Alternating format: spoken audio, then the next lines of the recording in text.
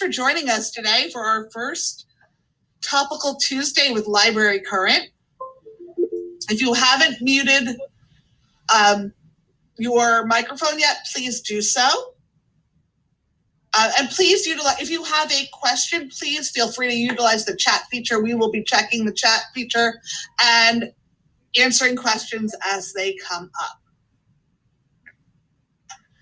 All right, so today's topic is purchasing with intention. And for those of you who haven't found it yet, your purchasing information is located within the resources section of the Library Media Services Google site. You'll click on resources and then you'll get to the acquisitions and ordering. If you have any purchasing support questions, please call Teresa Viola. She is the guru of purchasing for library media. For best practices, we highly recommend using processed vendors. It's going to be so much easier when it gets to you. It's already going to be barcoded and have the spine label and shelf ready. So if you can, go ahead and use a processed vendor. You are welcome to use a non-processed vendor as well. And all those vendors can be found in your Library Media Services file. So the entire selection policy can be found within our board policy 8.12. And that policy says that we would like you to have a choice of materials that supports instructional programs that promote reading and are available to students and professional staff. There are two we're highlighting today, which is number 1 and number 2. Please look for your professional reviews, 2 or more positive reviews, and make sure it's appropriate. All right. Can I make one more point about that slide, Melissa? Go ahead.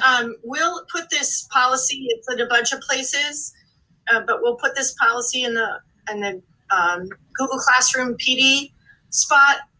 It's really important that you make yourself familiar, if you haven't ever, with this policy. You are mentioned, your position is mentioned specifically in here. It connects you're the main person responsible for selection at your school. And you need to be aware of all 17 criteria that materials are matched against. It's an art and a science.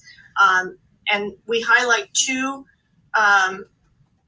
particular characteristics there in this screenshot of the policy, but there are 17 different criteria that you measure quality materials against. And so being familiar with this policy helps you select materials correctly. And but it is very important. It is driven by being age appropriate, and you determine that mostly by finding reviews that suggest it for the age group. So before we get into the nuts and bolts of selection development, we really want to help you figure out a way to use the tools that you have. One of these ways is exporting your collection for submission to the vendor of your choice. This will seriously help you avoid duplicate purchases.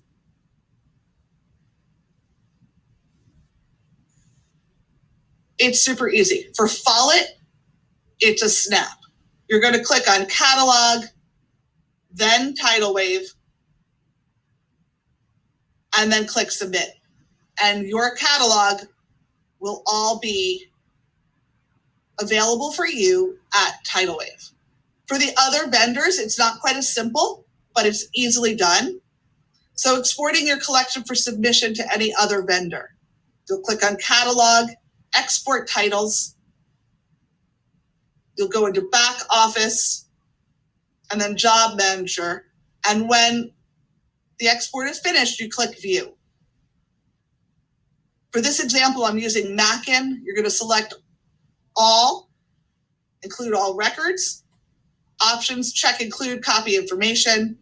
Export file is UTF-8, and you'll press export.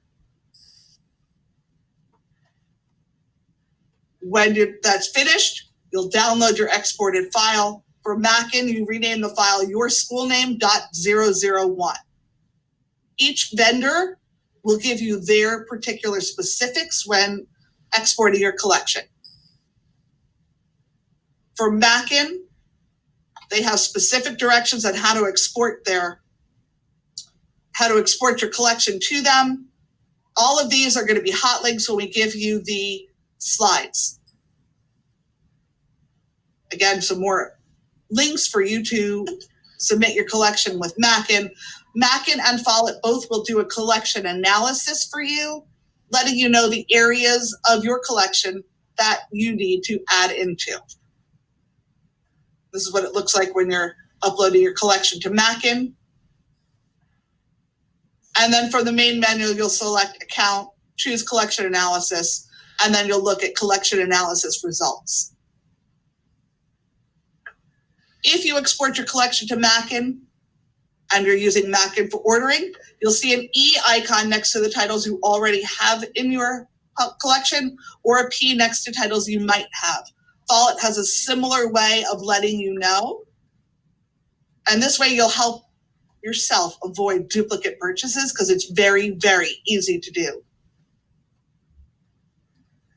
To access your title-wise analysis in TitleWave, you simply click on your account and title-wise analysis.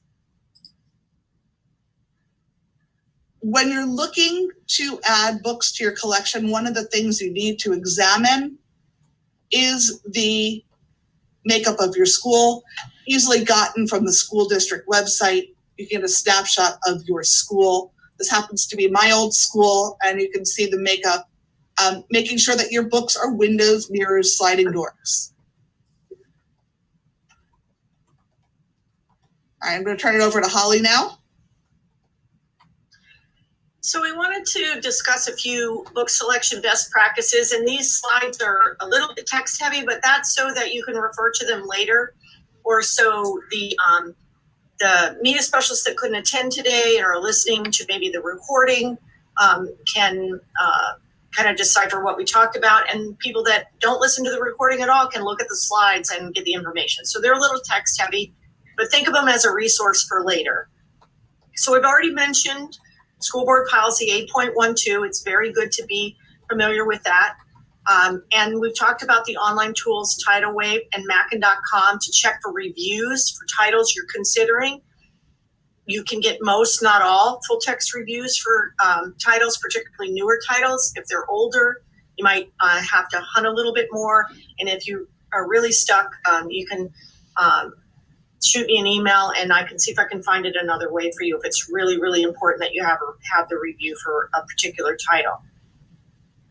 The main thing to do is to work to discover, and most of you are super good at this, but our job is to discover the new and exciting, the new highly reviewed titles in advance of everyone else.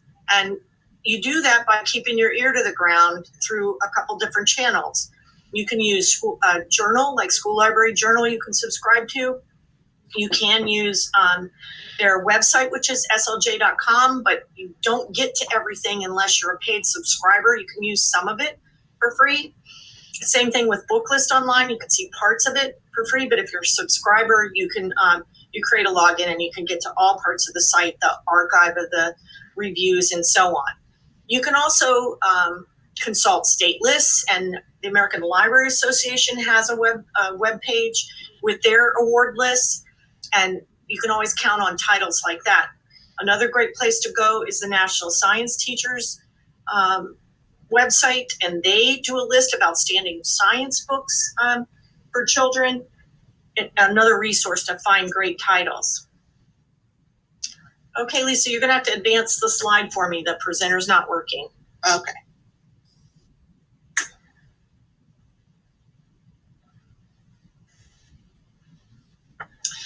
So, not going to click through every link on this slide, but wanted to create this as a resource for you. There's the selection tools suggested. YALSA, for those that you don't know, may not be familiar with that term, that is for young adult reviews. It is the Young Adult Librarians Association and a subset of ALA. They also have a best book list for YA, and that's under award-winning lists. The link to 150 recommended African American children's books is terrific for elementary age children, picture books and so forth. And everyone's familiar with the John Newbery Award and Coretta Scott King. And Pura Belpré is award winners of Latinx authors, Latino authors. So lots of resources to discover new titles you've never heard of, things that have won awards and are considered great literature. Another way to discover new titles is to follow people on Twitter that are deeply involved in reviewing books and reading books. And so if you haven't ever heard of Mr. Shoe Reads or Matthew Winter, they're nationally known. Both of them have come and spoken to our group over the years. And if you follow them, you'll end up in their Twitter feed, you'll get a lot of suggestions for books. And I don't know if she is online with us or not. Let me check and see real quick. I don't see her in the chat. But the third one, I Am Tanner Too, is our very own Debbie Tanner. She does a fantastic job of reading primary and intermediate elementary titles and tweeting about them. So you follow Debbie Tanner, you'll get you'll get a lot of good ideas from her. A new resource for you this year in your portal is School Library Connection. And I am going to try, hope I don't just kill the slides. Oh, wait, I can't. Lisa has to do it. Lisa, would you click that icon for School Library Connection? Just so everybody can see that one screen. This is a brand new tool that we're subscribing to just for you. It has many more resources beyond reviews, but this is a reviews plus page. And if Lisa could scroll a bit so you can kind of get an idea of what's there, this is another resource for you to look at reviews. School Library Connection is considered a professional journal and a reviewing source. And just as a side, there are other features in School Library Connection. It's basically an online professional journal. There's webinars in here for you. There's articles on everything to do with school library, and it's free to use through Library Media Services. So check out the School Library Connection in your portal. So if we could go back to the slides, Lisa. Okay, I think I touched on everything here, but think of that slide and this one as a connection to some resources. If you're a secondary person and you've never heard of Teen Librarian Toolbox, I wanted to make sure everyone had heard of that. This logo and the header on here is a hot link to Teen Librarian Toolbox. What I wanted to point out here is YA, young adult, is basically defined as books appropriate for ages 12 to 18. But what you have to keep in mind that every YA book is not for that entire age range all at the same moment. So particularly if you're a middle school librarian and you're collecting, just because it's YA, it may or may not be actually reviewed as appropriate for the 12-year-old at your school. It might be reviewed for 9th and 10th graders and so on. So you still have to pay attention to the age range. But if you're a secondary person and you haven't seen Teen Librarian Toolbox, you ought to check that out. It's a blog with a lot of other things, but it has YA reviews, and you can discover books that other librarians are finding popular in their library or they're finding to be high quality. Give us a go, Lisa. It should have gone. I've shared this with everyone before. This is a connection to a tool called Our Story. It's through the We Need Diverse Books project, and that is a hot link for you to explore later. And you click in this tool, and you can filter by all different things, cultures, groups, age appropriateness, and it will show you books that are from all different perspectives and all different cultural groups. If you're trying to make sure that your collection, and I hope you are, is diverse, because we need to, share each other's stories. And this is one way to be sure you're finding those high quality materials that are about all groups. You can go ahead and go. All right, so this is a little bit of a workaround. If you're not familiar with Junior Library Guild, they are a vendor. You can partake of their service. They are what is known as a subscription service. They sell you books on a subscription basis. You get X number of books, one from a category per month. But the great thing about Junior Library Guild, they review books before they are even published. They review them in galley form. And if you're a subscriber, then whatever you've chosen and paid for, you get it the month it's published. But you don't have to spend all your money with JLG or any of your money. If you go to their website, and I have two things highlighted on this screenshot, there are links to the national awards, state awards, and notable book lists. And it will show you those titles. You can also click on categories and explore by level, elementary, middle, high. And what is Junior Library Guild highlighting? What are they putting in their categories? Because it's the newest of the new. And it's considered pretty highly regarded when they select it for one of their categories. Very often I've seen that whatever SLJ's, not whatever, but among the books they select, very often these turn out to be award winners later in the year for some of the ALA awards because they do such a good job of reviewing the material. So if you're looking to branch out, you might just use their site for some collection development ideas. You can also contact them and they can help you with collection development by, you can subscribe to some categories. I'm sure a whole bunch of you in the chat, you can throw that in the chat that if you're a subscriber to Junior Library Guild. But that is a good resource. It's kind of a workaround. And there's one more, Lisa, if you can click forward. And so take it a sec. So another resource that we subscribe to is teachingbooks.net. And there's a lot of uses for teachingbooks.net. These are not the books. It's not a shelf of ebooks. It is a connection to book titles and teaching materials to go with those titles.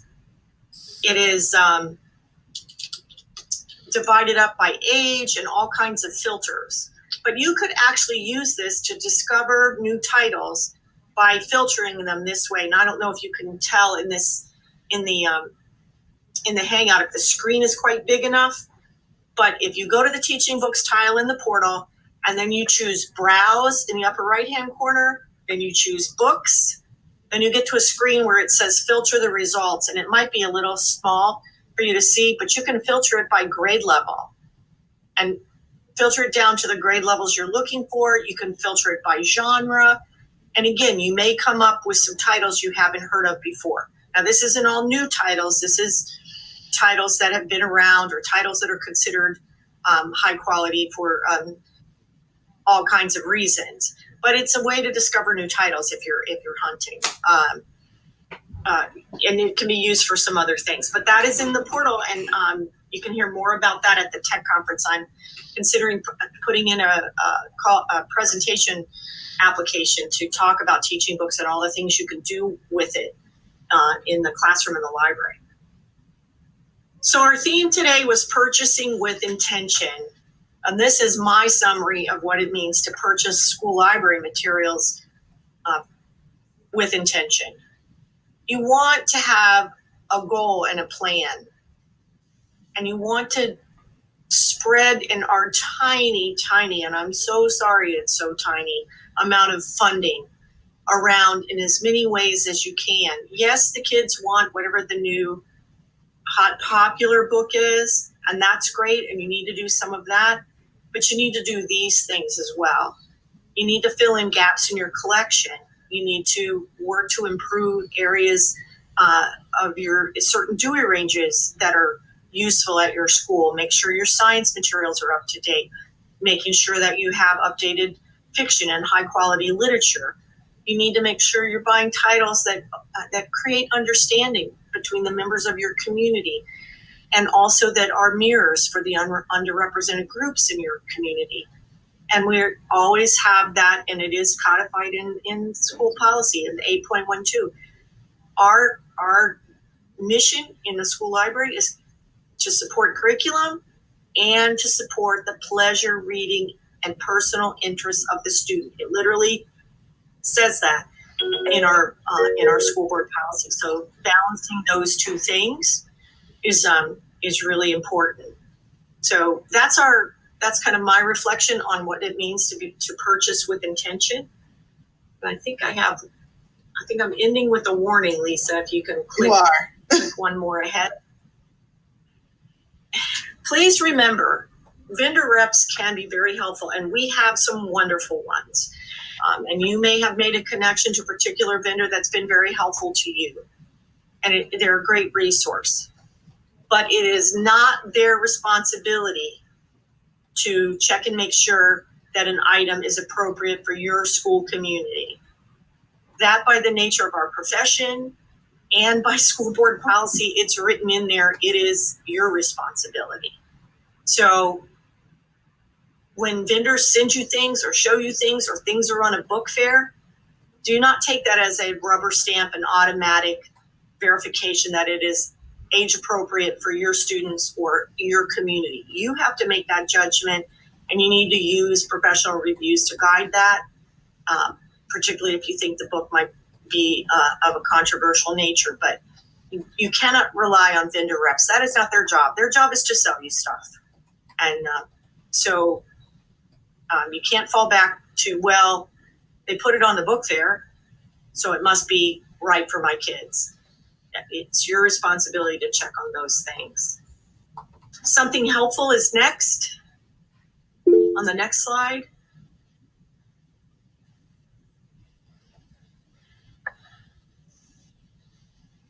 So I'm going to stop, and because I see Alonzo has a question in the chat. I think it's an important question. Do we need to worry about books being sold in the book fair?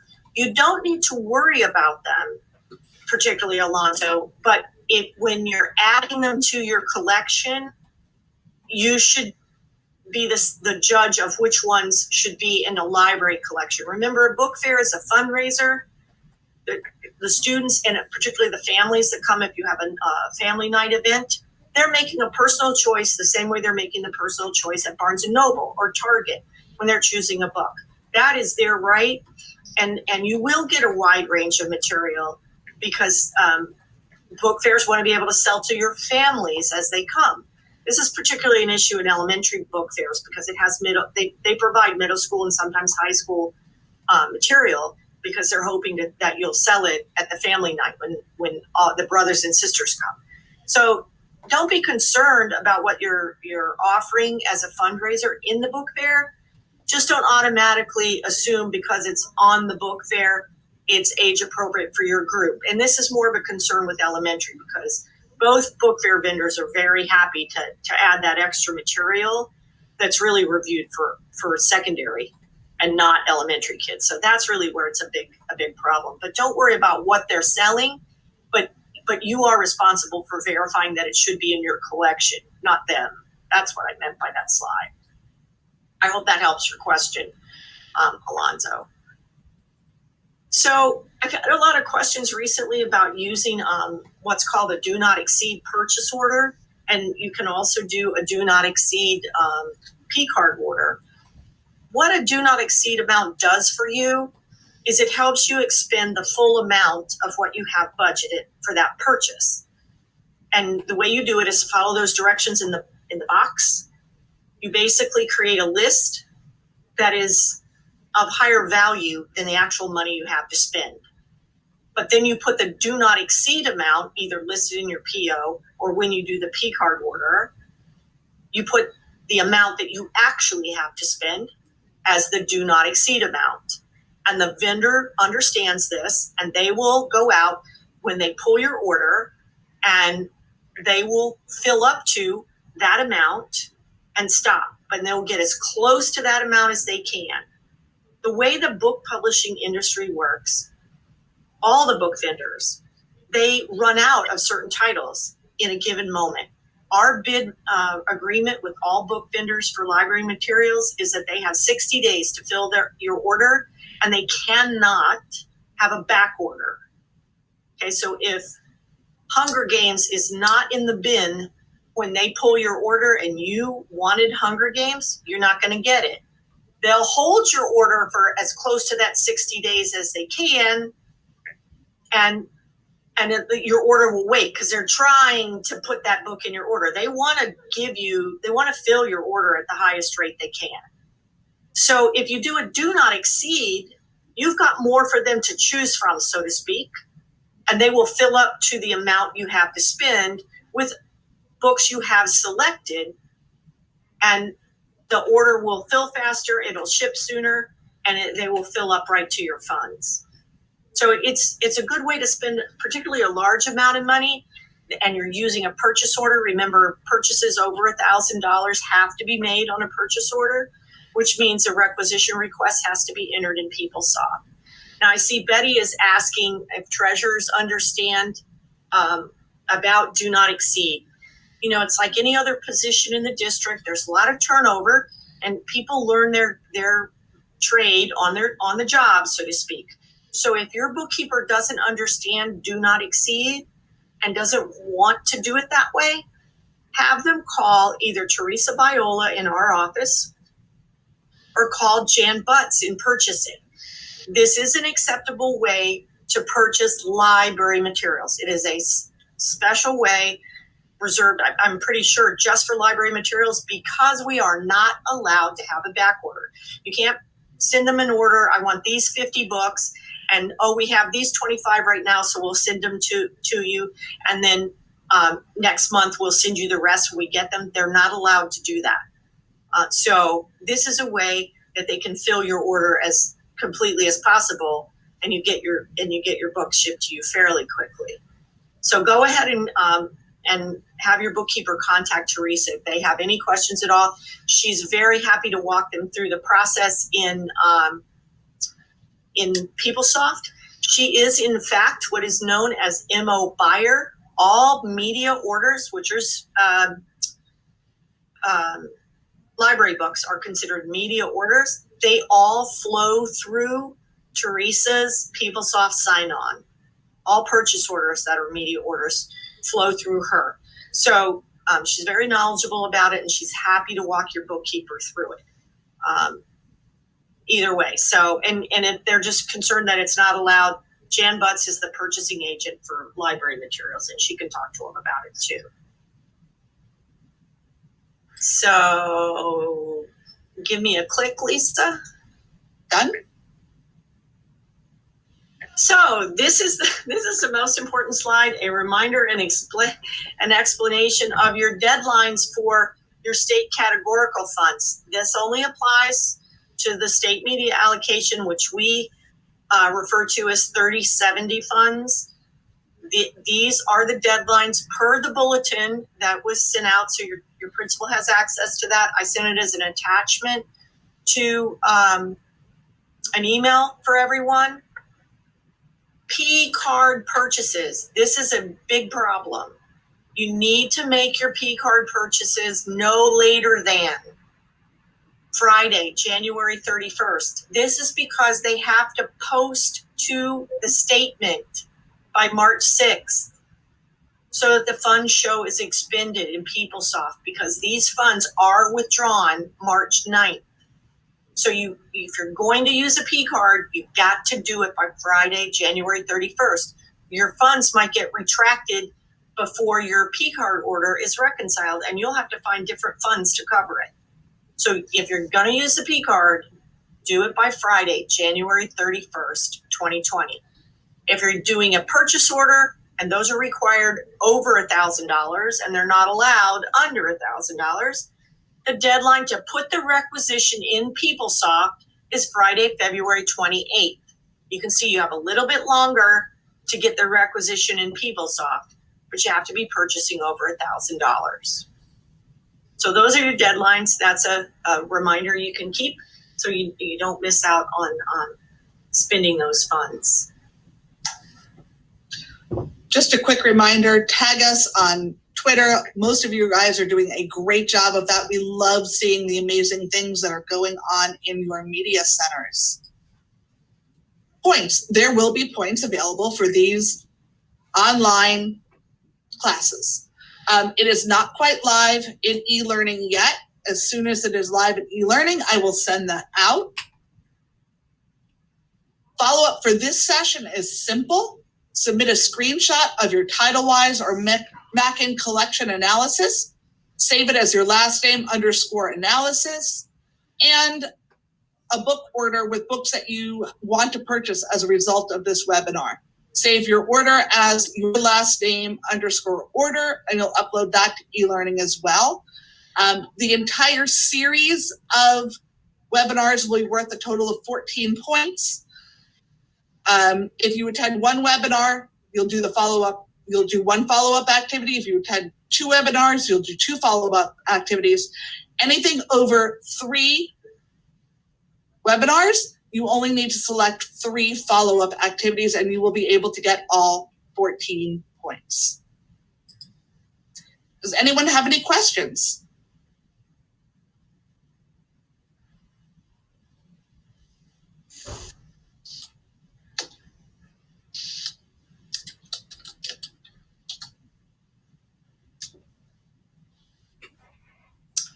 Oh, Betty, that's a good, I see your question in the chat. Your best bet is to call Jan Butts in purchasing about that question, because that would be very specific to your school and that situation. And I know that you have, your funds are less than $1,000. So talk with Jan Butts and see what can be done. I'm not sure. They make all those rules. Purchasing is the one in charge of that rule about it being over $1,000 before you can use a purchase order. So talk to Jan Butts. Any other questions? Feel free to unmute your microphone and ask a question if you'd like.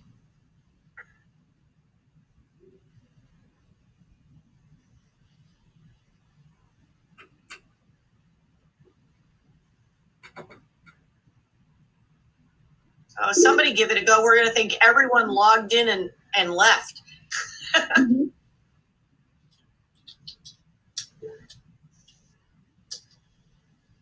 Can you use some of your 3070 funds with Demco, Betty? Is that what you're asking? I don't believe you can. Go ahead, Holly Ann. Here's the thing with categorical funds by state statute are for materials to circulate through a library media center to students and teachers. So they need to be items that can be used in perpetuity by students and teachers, books, materials, content. It's not intended for furniture, equipment, or supplies. So if you're talking about buying labels and such from Demco or posters, no, you cannot. That has to be under a supply account number, and you can't put 3070 funds in a supply account.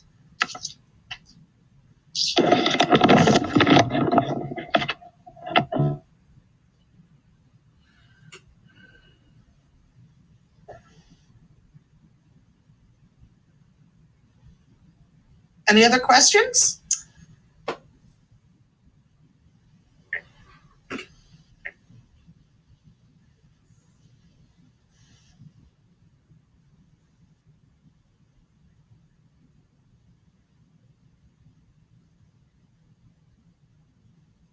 All right, well, thanks everyone for attending today. If you think of a question, feel free to call and email us. We are here to help you guys.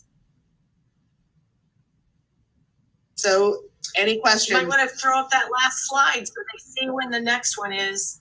Sorry, forgot about that slide. Next one is November 11th, a fame share. And for those of you who are brand new, there will also be a Google Hangout that morning for us to answer all of your questions.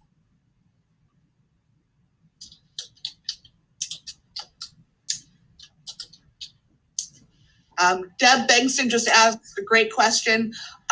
Any good sources for Spanish language books? We highly recommend Lectorum. Their information is under the process vendors in the LMS Google site.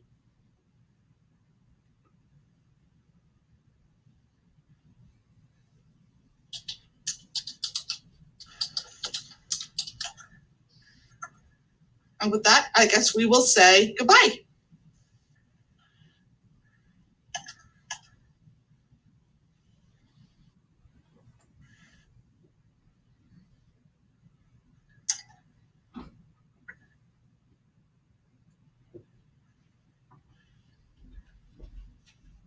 You got to listen to us, huh? Yeah.